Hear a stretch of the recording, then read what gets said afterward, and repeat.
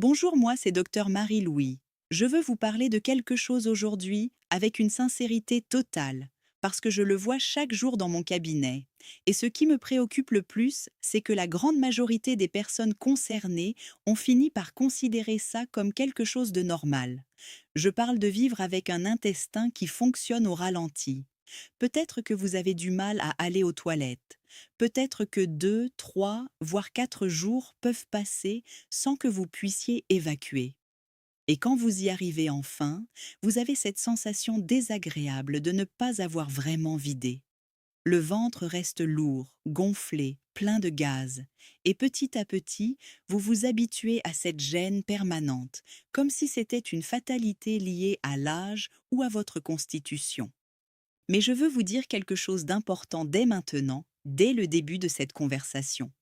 Se sentir comme ça tous les jours, ce n'est pas normal et ce n'est pas une fatalité.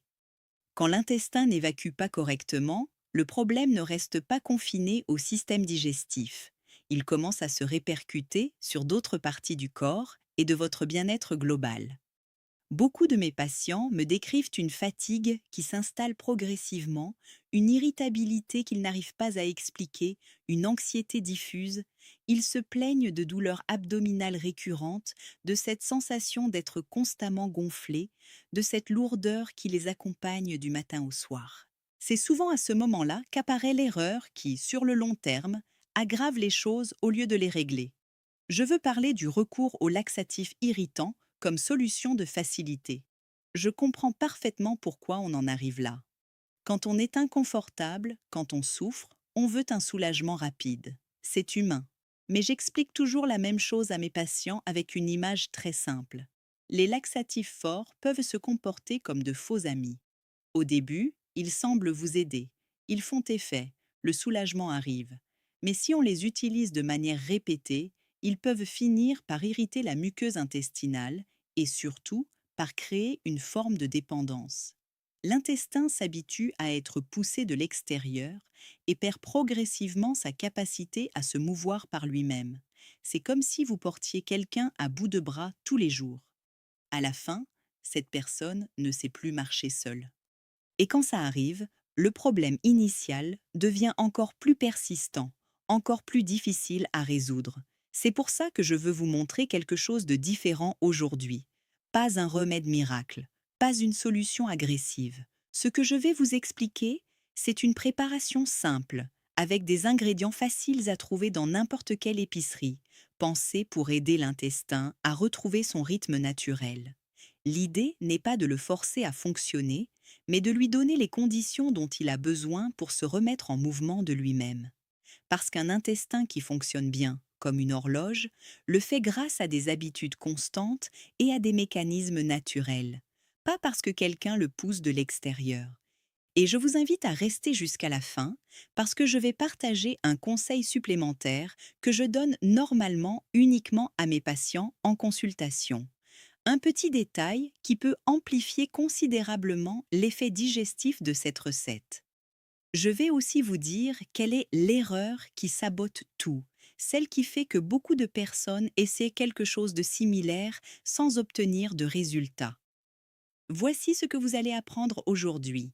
Une recette de jus conçue spécifiquement pour soutenir le mouvement naturel de l'intestin, ce que nous appelons en médecine le péristaltisme intestinal. Ce mouvement, ce sont ces contractions rythmiques qui permettent au contenu digestif d'avancer tout au long du côlon jusqu'à être éliminé naturellement. Quand ce mouvement ralentit ou devient irrégulier, apparaissent les problèmes que je viens de décrire.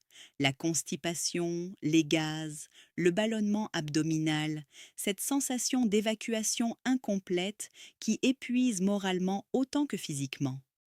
L'objectif de ce jus est d'améliorer l'hydratation du contenu intestinal, d'apporter de la fibre pour donner du volume au bol fécal et de favoriser un environnement digestif plus équilibré. Et je veux que vous fassiez attention à quelque chose d'important. Je ne vais pas vous demander des ingrédients exotiques, des herbes introuvables ou des rituels compliqués. Juste une préparation précise, avec les bonnes quantités, la bonne méthode et le bon moment pour la consommer. Quand c'est fait correctement, beaucoup de personnes commencent à ressentir de vrais changements dans leur transit intestinal, dans la quantité de gaz et dans leur confort digestif au quotidien. Avant d'entrer dans le détail des ingrédients, je veux vous expliquer quelque chose de très simple qui aide à comprendre pourquoi cette recette fonctionne. Imaginez votre intestin comme une sorte de tapis roulant qui se déplace grâce à des contractions rythmiques. Ce mouvement dépend principalement de trois facteurs: une hydratation suffisante, le volume et la texture du contenu intestinal, et l'équilibre de la microbiote, c'est-à-dire les bactéries qui vivent à l'intérieur du côlon. Quand les selles sont trop sèches, elles deviennent dures et difficiles à déplacer. Quand la fibre manque, l'intestin n'a pas assez de volume pour stimuler ses contractions. Et quand la microbiote est perturbée, apparaissent les gaz, la distension et ces digestions lourdes qui gâchent les repas. J'aime illustrer ce processus avec une comparaison très simple. L'intestin, c'est comme une serrure, et les bonnes habitudes sont les clés qui l'ouvrent. On ne veut pas enfoncer la porte à coups de pied avec des laxatifs agressifs. On veut utiliser les bonnes clés pour que le mécanisme fonctionne comme il a été conçu pour fonctionner. Maintenant, passons aux ingrédients. Et je vais commencer par un élément que beaucoup de personnes ont déjà essayé, mais souvent de la mauvaise façon. Je parle des pruneaux, mais utilisés d'une manière bien précise. J'entends très souvent mes patients me dire qu'ils ont essayé les pruneaux, qu'ils en ont mangé un ou deux, et que ça n'a rien changé. Mais le point essentiel ici, ce n'est pas de les utiliser comme remède d'urgence quand la constipation s'est déjà installée depuis plusieurs jours. Le vrai bénéfice apparaît quand ils deviennent une routine quotidienne qui aide à maintenir la texture des selles plus douce et à faciliter leur progression dans le côlon. Les pruneaux contiennent deux éléments qui travaillent ensemble dans ce but. D'un côté, ils apportent de la fibre, à la fois soluble et insoluble. De l'autre, ils contiennent un sucre naturel appelé sorbitol. Ce sorbitol a une caractéristique très intéressante. Il agit comme un agent osmotique doux, ce qui signifie qu'il aide à attirer l'eau vers l'intérieur de l'intestin. Cette eau supplémentaire rend le contenu intestinal moins sec et plus facile à mobiliser. Mais voilà la clé que beaucoup de personnes ratent. L'efficacité apparaît quand le corps reçoit ce stimulus de manière constante. Ce n'est pas quelque chose qu'on utilise un seul jour et qu'on abandonne ensuite. L'idéal, c'est de l'intégrer dans la routine quotidienne de manière simple et automatique. Par exemple, après le petit déjeuner, vous consommez 4 pruneaux et vous faites la même chose après le dîner. Au total, on parle de 8 pruneaux par jour. Ça peut paraître très simple, mais quand c'est maintenu pendant plusieurs jours ou plusieurs semaines, beaucoup de personnes commencent à remarquer que leur transit devient plus régulier et que l'évacuation demande moins d'efforts. C'est exactement comme quand on adopte l'habitude de se brosser les dents après les repas. Au début, il faut y penser consciemment, mais avec le temps, ça devient automatique. Et quand cette habitude devient automatique, l'intestin commence lui aussi à mieux répondre. Ce petit changement peut être particulièrement utile pour ceux qui remarquent que la constipation apparaît par cycle. C'est-à-dire que certains jours, l'évacuation se passe normalement, mais après un moment, la même difficulté revient. Dans beaucoup de cas, c'est parce que les habitudes digestives manquent de régularité. L'intestin répond très bien à la répétition. Quand il reçoit les mêmes stimuli jour après jour, il commence à les anticiper et à réguler son fonctionnement de manière plus stable. Passons maintenant aux ingrédients du jus lui-même. Et je vais commencer par un qui peut vous surprendre tant il est simple, mais qui, utilisé dans la bonne quantité, peut avoir un effet très intéressant sur le transit intestinal. Je parle du miel naturel. Beaucoup de personnes l'utilisent uniquement comme édulcorant occasionnel, mais le vrai miel contient des composés qui peuvent agir comme prébiotiques, c'est-à-dire comme nourriture pour certaines bactéries bénéfiques de l'intestin. De plus, il contient une petite fraction de fructose qui, chez certaines personnes, n'est pas complètement absorbée dans l'intestin grêle. Quand cela se produit, cette fraction arrive dans le côlon et peut favoriser un effet osmotique doux aidant à attirer l'eau vers l'intérieur de l'intestin. Pourquoi est-ce important? Parce que quand il y a plus d'eau disponible dans le côlon, le contenu intestinal devient plus mou et plus facile à mobiliser.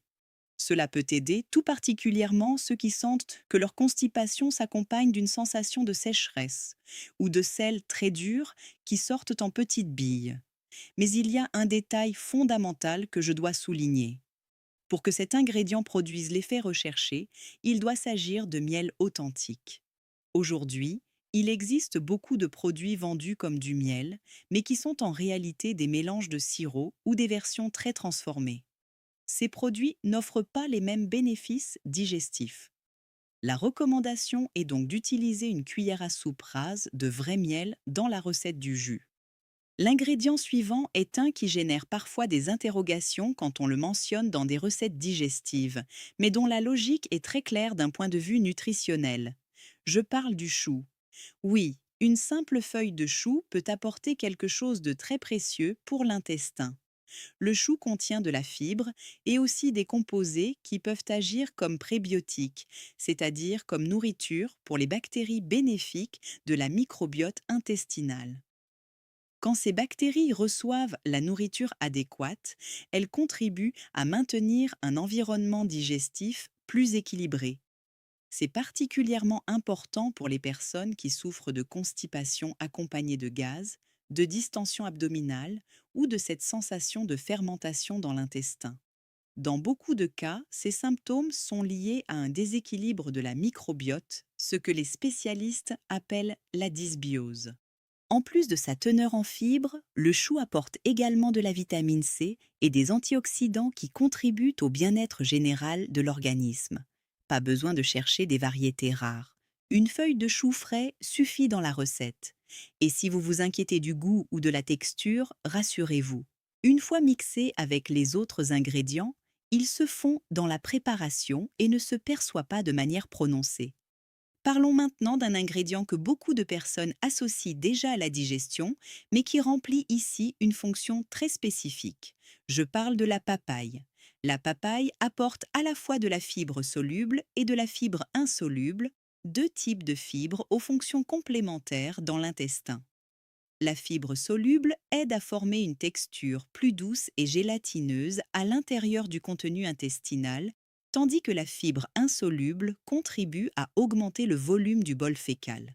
Quand il y a suffisamment de volume, l'intestin reçoit le stimulus nécessaire pour activer le mouvement péristaltique. Mais en plus, la papaye contient une enzyme très intéressante appelée papaïne.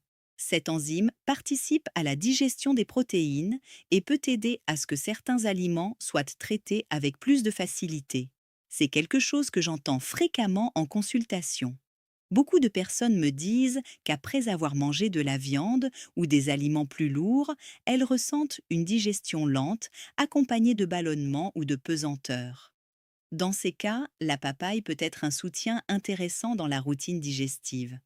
Pour cette recette, on recommande d'utiliser un morceau de papaye d'environ 140 à 170 grammes. Venons-en maintenant à l'ingrédient qui surprend le plus, l'orange, mais utilisé d'une façon très spécifique que la plupart des gens ne connaissent pas. Normalement, quand on pense à l'orange, on l'imagine pressée pour en extraire le jus. Mais quand on parle de soutenir le transit intestinal, ce qui est le plus précieux dans l'orange n'est pas uniquement le liquide qu'elle contient, c'est la fibre qui se trouve à l'intérieur. Dans l'orange, il existe différents types de fibres, parmi lesquelles la pectine, la cellulose et l'hémicellulose. Mais il y a une partie qui est généralement la plus riche en pectine et que beaucoup de personnes retirent sans se rendre compte qu'elles éliminent justement le plus important. Je parle de cette partie blanche qui se trouve entre la pulpe et l'écorce, ce qu'on appelle parfois le zyste ou l'albédo. La pectine est une fibre soluble qui a une caractéristique très intéressante.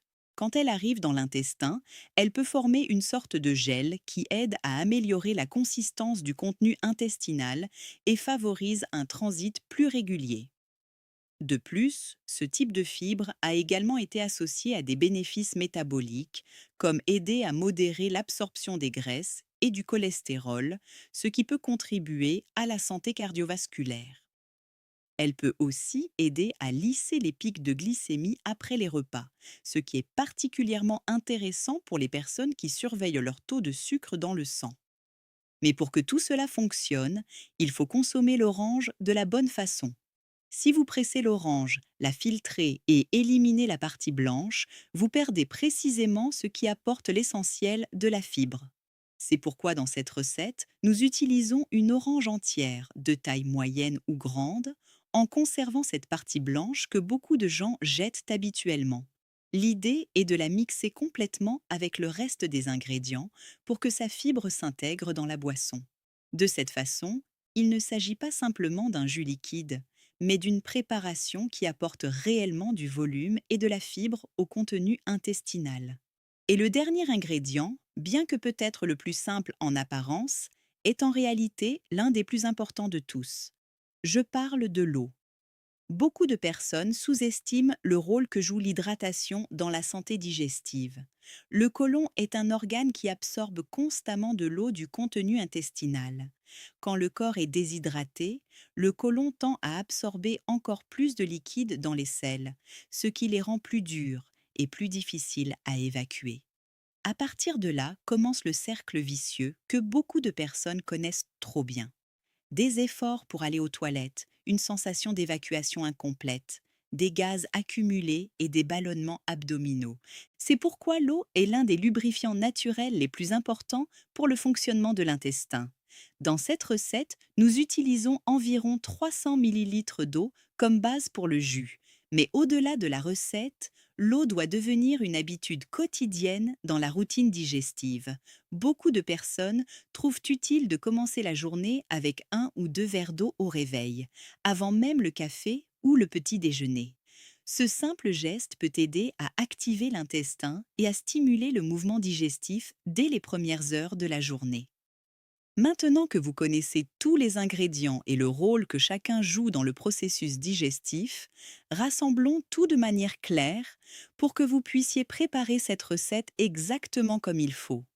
Parce qu'en matière de santé intestinale, les détails comptent bien plus que la plupart des gens ne l'imaginent. Il ne s'agit pas d'improviser ni de modifier les quantités à l'intuition, mais de respecter la logique qui rend cette combinaison efficace. La préparation est très simple, mais je vais vous l'expliquer calmement pour que vous puissiez la reproduire chez vous sans aucune hésitation. Commencez avec environ 300 millilitres d'eau, qui sera la base du jus et permettra à tous les ingrédients de bien s'intégrer.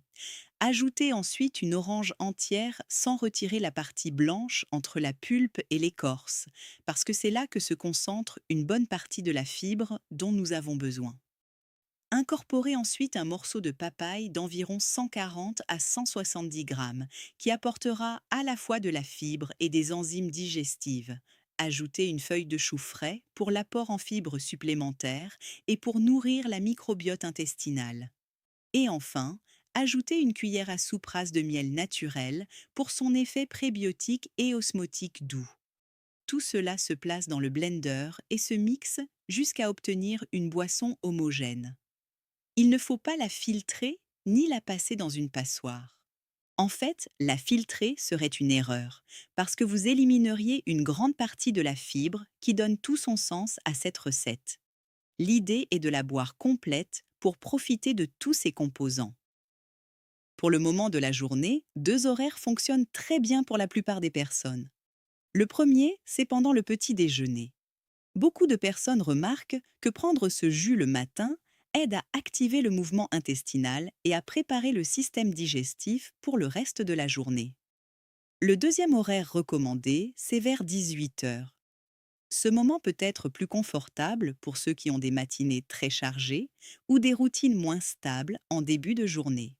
Ce qui importe, c'est de choisir l'un de ces deux créneaux et d'essayer de le maintenir avec régularité. Et n'oubliez pas, il n'est pas nécessaire de boire le jus d'un trait. Vous pouvez le prendre tranquillement sur 30 à 40 minutes si vous le souhaitez.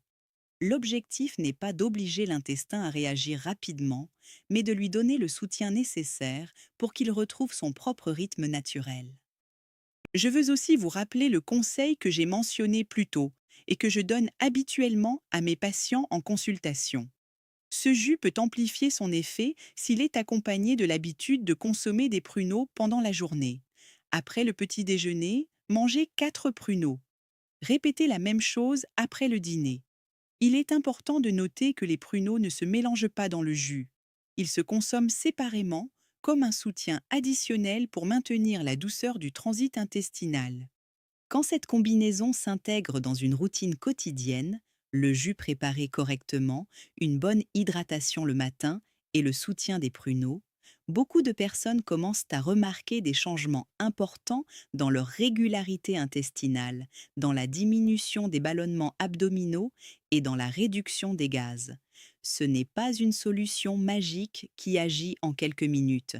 C'est une approche qui cherche à rétablir les conditions dont l'intestin a besoin pour fonctionner correctement. Avant de terminer, je veux vous parler de l'erreur qui sabote tout et que je vois très fréquemment. Beaucoup de personnes préparent la recette, mais essaient d'en faire une version allégée. Elles filtrent le jus, éliminent la partie blanche de l'orange ou retirent le zeste en pensant que la boisson sera ainsi plus agréable à boire. Mais en faisant ça, elles retirent précisément la fibre et la pectine qui font fonctionner cette recette. Une autre erreur très courante est de penser que ce jus peut remplacer la consommation normale d'eau pendant la journée. Le jus est un complément, pas un substitut à l'hydratation. L'intestin a besoin d'une quantité d'eau suffisante pour que le contenu intestinal maintienne la texture adéquate. Si vous évitez ces erreurs et que vous maintenez la constance, il est bien plus probable que cette préparation vous aide à améliorer votre transit intestinal de manière progressive. L'intestin répond très bien aux habitudes répétées. Quand il reçoit une hydratation suffisante, une fibre adéquate et un environnement digestif équilibré, il retrouve généralement son rythme naturel. Et quand cela se produit, beaucoup de personnes découvrent que non seulement leur digestion s'améliore, mais aussi leur sensation générale de bien-être au cours de la journée. Je veux vous dire une dernière chose avant de vous laisser. Je vois des personnes souffrir de constipation depuis des années, en silence, en pensant que c'est leur lot, que c'est comme ça qu'elles sont faites. Et ce qui me touche profondément, c'est que dans la majorité des cas, de petits changements dans les habitudes quotidiennes peuvent transformer complètement leur qualité de vie. Pas des médicaments coûteux, pas de traitements invasifs, juste les bonnes habitudes, les bons ingrédients et surtout la constance.